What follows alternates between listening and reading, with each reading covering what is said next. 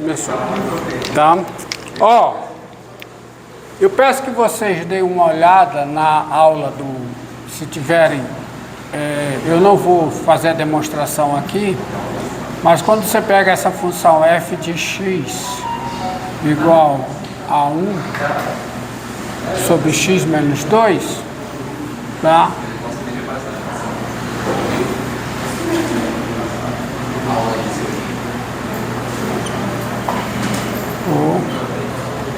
F de x igual a 1 sobre x menos 2. Essa função aqui, ela tem a seguinte coisa: não existe número real, não existe L real, tal que o limite de f de x com x tendendo a 2 seja L. Tá? Isso está nas notas eu faço isso, eu mostro que não existe L real, cujo limite seja 2. E isso é um tipo de função que vai ser trabalhada no outro tipo de limite, que é o limite infinito. Não, limite infinito, que passa pelo limite lateral. Tá? Mas o fato é que, antes de falar em limite infinito, que também não tem o limite infinito, tem limite infinito nos laterais, mas esse data limite não vai ter, mas é importante você ver, usando a definição, a demonstração que eu faço, está tanto nas notas como na aula do pessoal aí da matemática, tá lá, vai estar lá, tá? Que eu demonstro que, usando a definição de limite, que não existe L real, tal que L seja o limite de f de x com x tendendo a 2. Tá? Eu quero usar a aula de hoje para introduzir o conceito de continuidade, tá? Que é um conceito distinto, segundo essa definição aqui. Ó. Vou pegar para isso melhor. Definição.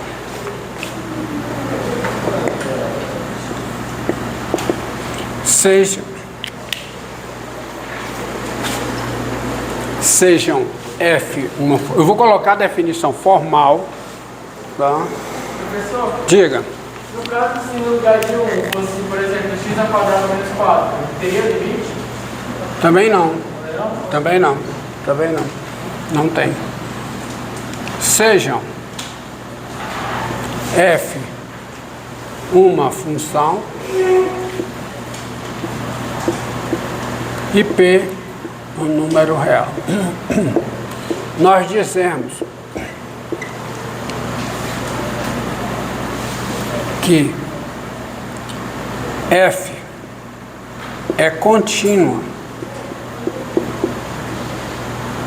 em P quando o P pertence ao domínio da F, quando o P pertence ao domínio da F e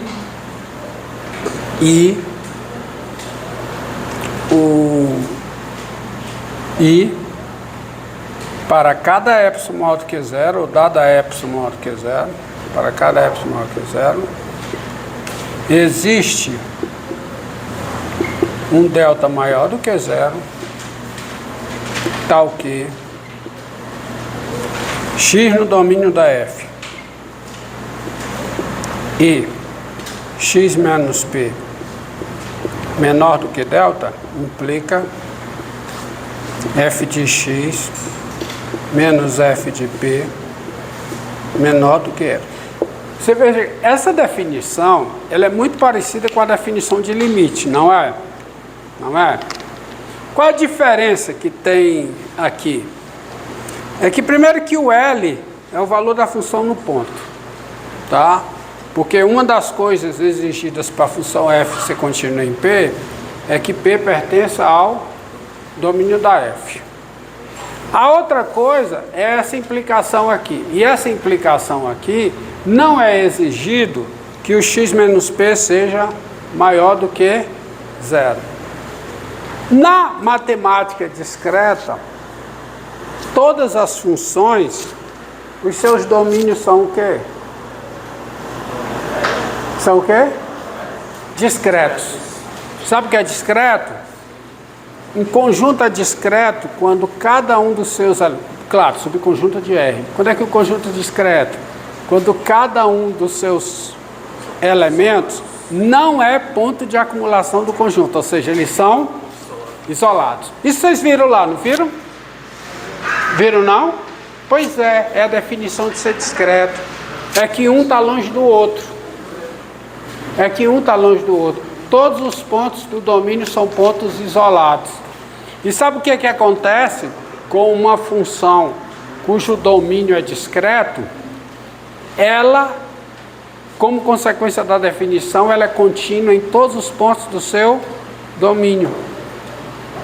Que, por exemplo, ó, vou botar para você aqui a seguinte, seja f de z em R, bom dia, uma função. Ó, tá aí, ó. Uma função com domínio que discreto. Uma função com domínio discreto. Discreto que todos os pontos são isolados. Um conjunto é discreto. Ó, tá aqui. O que é o ponto isolado de um conjunto? É um ponto, tá? Para o qual existe uma vizinhança aberta dele. E ele é o único ponto do... Não é meu não, sei. E ele é o único ponto do conjunto dentro dessa vizinhança. Então, se você pegar o conjunto dos números inteiros... Se você pegar o conjunto dos números inteiros, é um conjunto formado por pontos isolados, ó. K mais 1... Silêncio, pessoal, por favor. K mais 2, K mais 3 e assim por diante. Tá filmando aqui? Presta atenção, rapaz. Esse aí tá. Ó, os pontos são isolados, ó. Por quê? São isolados se eu estou pegando nos inteiros. Vou pegar o conjunto dos números inteiros. O meu conjunto é o conjunto dos números inteiros. Cada ponto aqui, há uma vizinhança dele, aberta, que só contém ele, como elemento do conjunto. Há um outro número inteiro aqui dentro dessa vizinhança? Não há. Então, cada número inteiro é um número isolado dentro do conjunto dos números inteiros. Não é isolado na reta. Tá certo? Mas é isolado dentro dos conjuntos. Então, o que é um elemento isolado de um conjunto? É um elemento do conjunto que não é ponto de acumulação. Há uma vizinhança aberta dele, cujo único elemento do conjunto nessa vizinhança é ele próprio.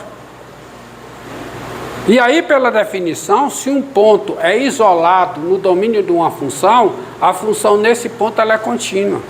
Se não, veja essa função aqui, ó. Essa função aqui. Olha aqui o argumento, ó. Dado K inteiro. Dado K inteiro. Para cada epsilon maior do que zero. Epsilon maior do que zero. Escolhendo, por exemplo. Escolhendo é com S, viu? Se eu escrevi com X em algum lugar, me perdoa. Escolhendo delta igual a 1/2, tem-se duas coisas. Esse delta é positivo, e se o x está no domínio da função, certo? O x é inteiro, e x menos k é menor do que 1/2, qual é a conclusão aqui? Qual é? Se o x é inteiro, o k é inteiro, qual é a conclusão imediata desta proposição? X é inteiro e a distância de x ao número inteiro k é menor do que 1 meio. Qual é a conclusão? Hã? Qual é a conclusão? A coisa bem simples, conclusão bem simples. Qual é? O x é um número inteiro. E a distância dele ao inteiro k é menor do que 1 meio. Qual é a conclusão? Qual é a conclusão? Qual é a conclusão, meu amigo? Que eles são iguais. O x tem que ser k. É ou não é? E se o x é k, quanto é que dá a diferença f de x menos f de k? Em módulo dá quanto? E se dá zero é menor do que epsilon. Então, moral da história. Dado k, para todo epsilon maior do que zero, existe um delta maior do que zero, tá, que essa implicação é verdadeira. Ou seja, por definição, a f é contínua em k. Isto diz, vou botar de preto aqui, ó. Isto diz o quê? Isto diz o quê? Isto diz que f é contínua aonde? Em k. Ou seja, uma função que vai dos inteiros em R, ela é contínua em todos os pontos do seu domínio. Mas isso em verdade é porque os pontos são isolados no domínio. Então uma função que tem domínio discreto, por definição, ela é contínua. Então isso não tem graça. E isso é um fato. E tem outro fato seguinte: como eu sei que vocês não gostam de nada que envolva epsilon e delta, eu estou sabendo, e eu sou um cara muito legal, tá? Um professor legal. Eu vou dar uma proposição aqui que diz que para mostrar continuidade basta você usar o conhecimento de limite.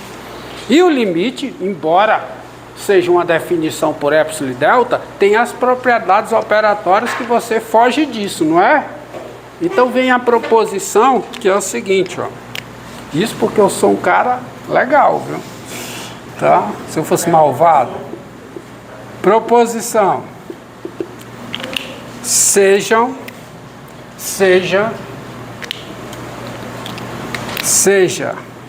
sejam f uma função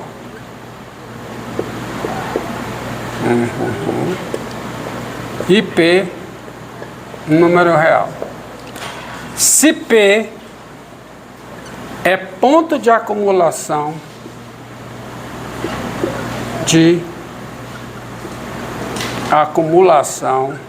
eu dou essa definição, que é a definição, e dou esse exemplo pensando que vocês fazem matemática discreta e é bom você ter essa visão, tá, de continuidade na matemática discreta, tá? Se P é ponto de acumulação de domínio de F, então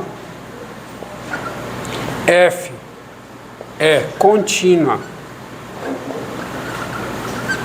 em P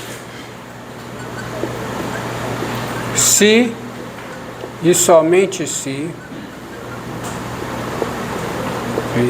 duas coisas acontecem. Basta você verificar se o P está no domínio da F, e a outra coisa é você verificar se o limite de f de x com x tendendo a P é igual a f de P. Aí é mais simples, não é? Porque você tem todo o ferramental, tem todas as propriedades operatórias de limite para trabalhar, para manipular o limite próximo da intuição. E aí você se livra disso aqui. Mas você veja que a definição está muito parecida com a definição que diz que o limite de f de x com x tendendo a P é igual a f de P. A diferença é que não tem um maior que zero, porque o x pode ser P. E essa proposição, demonstração, tá lá. Eu fiz para a turma da matemática, mas para vocês deixo vocês lá, confiem em mim, tá? Isso aqui é a verdade. Mostrar que a função é contínua, tem que mostrar duas coisas. Mostrar que a função é contínua em P, F é uma função, P é o número real. Como é que você mostra? Mostra que P está no domínio da F e que o limite de F de x com x tendendo a P é igual a F de P. Você mostrou isso, a função é contínua em P. Inclusive, muitos livros, diria a maioria, trazem isso como uma definição de continuidade. Mas sabe por quê? Porque todos os exemplos que aparecem depois são exemplos onde P é ponto de acumulação. Então, como o livro assume que todos os exemplos, ele não fala isso, mas é por conta disso. Todos os exemplos onde você vai especular a continuidade de uma função no ponto, o ponto é ponto de acumulação. Aí ele diz, dá isso como definição. Uma função é contínua em P quando P está no domínio de F da função e o limite da função no ponto é o valor da função no ponto. Veja que, relembrando aulas anteriores, cada função polinomial é contínua em cada ponto do seu domínio. Porque quem é o limite de uma função polinomial? Se f é uma função polinomial, nós já sabemos, dado se f é uma função polinomial, ó,